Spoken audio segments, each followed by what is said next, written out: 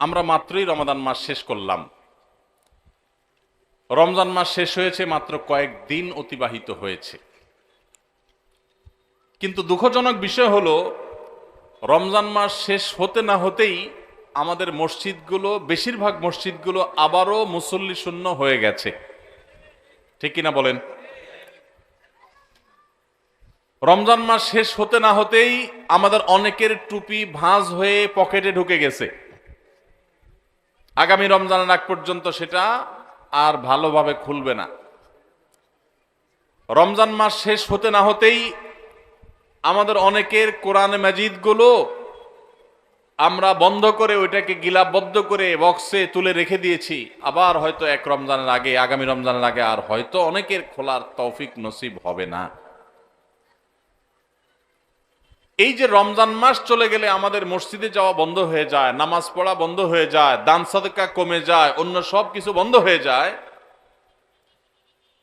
এটা কোরআন এবং হাদিসের দৃষ্টিতে কতটা ভালো কাজ, বা এটা আদৌ ভালো কাজ কিনা, আমরা সে বিষয়টি আজকে একটু আলোচনা করার চেষ্টা করি। ভাইরা আমার, আমি যে আয়াত পড়েছি, আল্লাহ সুবহানাহু ওয়া তাআলা সেই আয়াতে বলেছেন, ওয়া'বুদ রাব্বাকা হাত্তা ইয়াতিয়াকাল ইয়াকিন। আমাদের প্রিয় নবী সাল্লাল্লাহু আলাইহি সাল্লামকে আল্লাহ তাআলা বলেছেন, আপনি আপনার রবের ইবাদত করুন। আপনি আপনার রবের ইবাদত করুন কতদিন পর্যন্ত? রমজান শেষ হওয়া পর্যন্ত। আল্লাহ বলেছেন হাত্তা ইয়াতিয়াকাল ইয়াকিন। আল ইয়াকিন আয়াল মউত। মৃত্যু আসার আগ পর্যন্ত আপনার রবের ইবাদত করতে থাকেন, করতে থাকেন, করতে থাকেন। এখানে কোনো প্রকার বিরতি চলবে না। ইবাদতে কোনো বিরতি আছে? যে নামাজ পড়ছেন, ঠিক আছে, এক সপ্তাহের জন্য ছুটি, নামাজ না পড়লেও চলবে, ঘুমান, সুযোগ আছে কোনো? আল্লাহ রাব্বুল আলামিন তার হাবিবকে, তার প্রিয় রাসূল সাল্লাল্লাহু আলাইহি সাল্লামকে বলছেন, আপনি আপনার রবের ইবাদত করতে থাকুন কতদিন পর্যন্ত? মৃত্যু আসার আগ পর্যন্ত।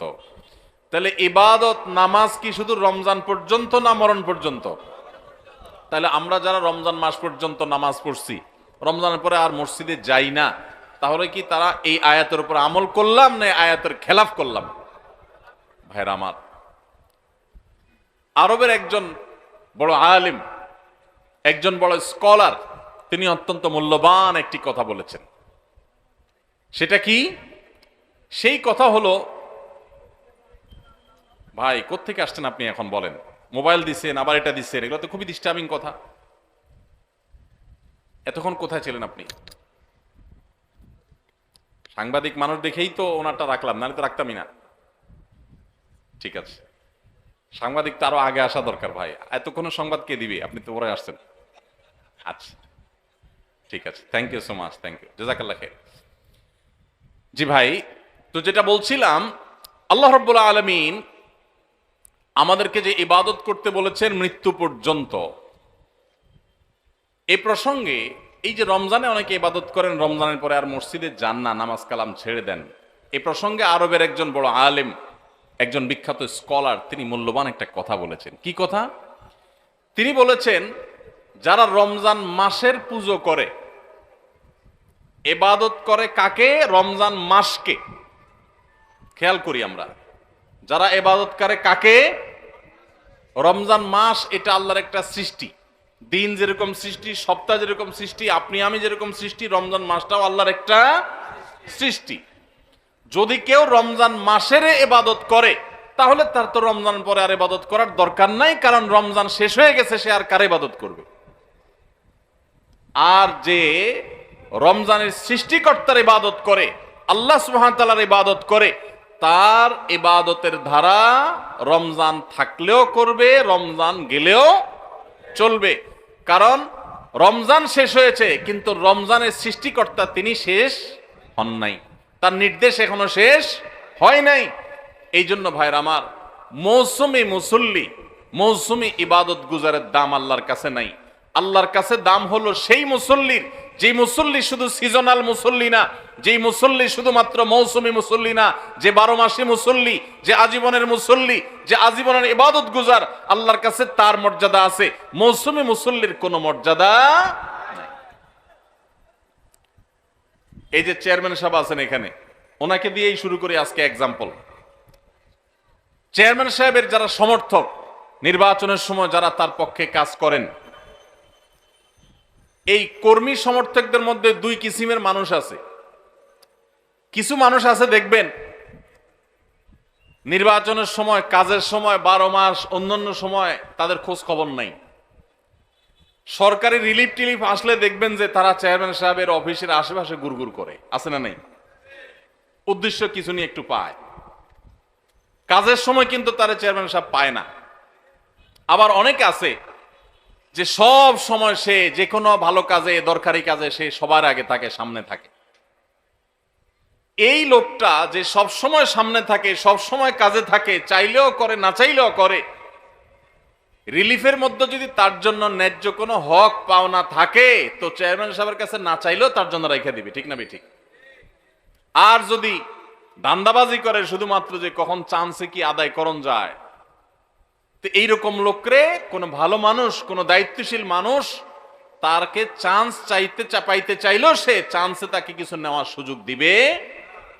ঠিক একইভাবে আপনি রমজান মাস আসছে তখন ইবাদত করছেন, শবে বরাত আসছে তখন ইবাদত করছেন, আর 12 মাস ইবাদত বন্দি করুন, কোনো খোঁজ খবর রাখেন নাই, আপনি আল্লাহর খাঁটি বান্দা হতে পারবেন না।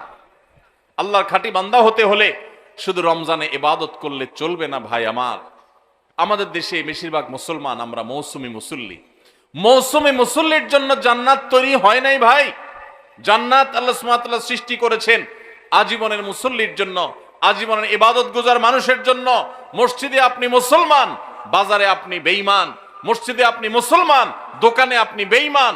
মসজিদে আপনি মুসলমান, আপনার বিবির সাথে, স্ত্রীর সাথে, ফ্যামিলির সাথে, পরিবার সদস্যদের সাথে আপনি মুনাফিকের মতো, ফাসিকের মতো, বেঈমানের মতো, খারাপ মানুষের মতো আচরণ করেন, আপনি খাঁটি মুসলমান না।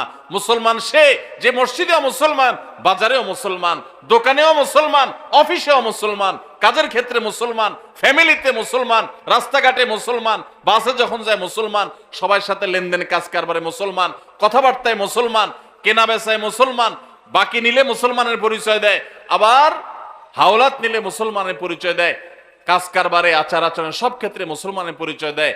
রমজানে মুসলমান থাকে, রমজানের পরেও মুসলমান থাকে, শবে বরাতে মুসলমান হয়, শবে বরাতের পরেও মুসলমান হয়, আগেও মুসলমান থাকে। এই 12 মাসই মুসলমান যে আল্লাহ তাআলা জান্নাত তার জন্য তৈরি করেছেন, শুধুমাত্র ওই মৌসুমিয়া সিজনাল মুসল্লির জন্য আল্লাহ জান্নাত তৈরি করেন নাই। প্রিয় নবী সাল্লাল্লাহু আলাইহি ওয়াসাল্লামের একটা হাদিস আমি পড়েছি। তার হাদিসের ভাষ্য হলো, আহাব্বুল আ'মালি ইলাল্লাহি আদওয়ামুহা ওয়া ইন ক্বাল। আল্লাহর কাছে সবচেয়ে প্রিয় আমল কোনটা জানেন ভাই? সবচেয়ে পছন্দের আমল, সবচেয়ে পছন্দের আমল হলো আমাদের আল্লাহ সবচেয়ে খুশি হন যদি বান্দা কোনো আমল, কোনো ভালো কাজ কন্টিনিউয়াসলি করে যায়, নিয়মিত করে। এই আমলটা আল্লাহ অনেক পছন্দ করে। একজনের রমজানে কোরআন 1 খতম দিছে, মাশাআল্লাহ, প্রতিদিন 1 পারা করে পড়ে 30 দিনে 30 পারা খতম দিয়ে ফেলছে, কিন্তু রমজানের পরে আর উনি কোরআন হাতে ছুঁয়েও ধরেও দেখেন নাই। আরেকজন রমজান ভরে কোরআন খতম দিতে পারেন নাই, প্রতিদিন পড়ছে, মাশাআল্লাহ 2-5 পৃষ্ঠা করে পড়ছে। রমজানের পরেও সে কোরআন পড়ছে, হয়তো রমজানের মতো এত বেশি পড়তে পারে নাই, রমজান ইবাদতের মাস হিসাবে একটু বেশি পড়বে, এটাই স্বাভাবিক। রমজানের পরেও পড়ছে, পরিমাণে ততটা না হোক, অল্প হলেও পড়ছে, 10 আয়াত 5 আয়াত করে পড়ছে, আধা পৃষ্ঠা করে পড়ছে, সারা বছরই একটু একটু করে হলেও পড়ছে। এই পড়াটা আল্লাহর কাছে বেশি প্রিয় রমজানে 1 খতম কেন 5 খতম দেওয়ার চাইতে। কথা বুঝেন নাই? একজনে একসাথে অনেক টাকা দান করে দিছে, আর জীবনে কোনো খোঁজ খবর নেই নাই। এই দানের সওয়াব আছে, মর্যাদা আছে, ঠিক আছে, কিন্তু যে নিয়মিত একটু একটু করে দান করে, হয়তো এক সময় বেশি দেয়, আরেক সময় কম দেয়, সব সময় একরকম দিতে পারে না। রমজানে একটু বেশি দান করছে, কিন্তু রমজানের পরে একটু একটু হলেও রমজানের দানের ধারাটা ধরে রাখছে। এই দানের ধারা ধরে রাখতে পারলো যে, নিয়মিত করলো যে, এই ইবাদতটা, এই দানটা আল্লাহর কাছে ওই অন টাইম দানের চাইতে বেশি উত্তম, বেশি ফজিলতপূর্ণ। তাহলে কি শুধু রমজান ইবাদত করব, না রমজানের পরেও করব ইনশাআল্লাহ? আওয়াজে তো আস্তে আস্তে ব্যাপার কি? আপনারা নিয়তি করে দিয়েছেন না ভাই আবার রমজানের আগে আর মসজিদে ঢুকতেছি না, এরকম নাকি? আল্লাহ আমাদের সবাইকে 12 মাসে মুসল্লি হওয়ার তৌফিক দান করুন। আল্লাহ আমাদের সবাইকে খাঁটি মুসলমান হওয়ার তৌফিক দান করুন। ভাইরা আমার, শুধুমাত্র রমজানে মুসলমানের পরিচয় দিলে হবে না, 12 মাস মুসলমানের পরিচয় দিতে হবে। আমাদের প্রিয় নবী সাল্লাল্লাহু আলাইহি ওয়াসাল্লাম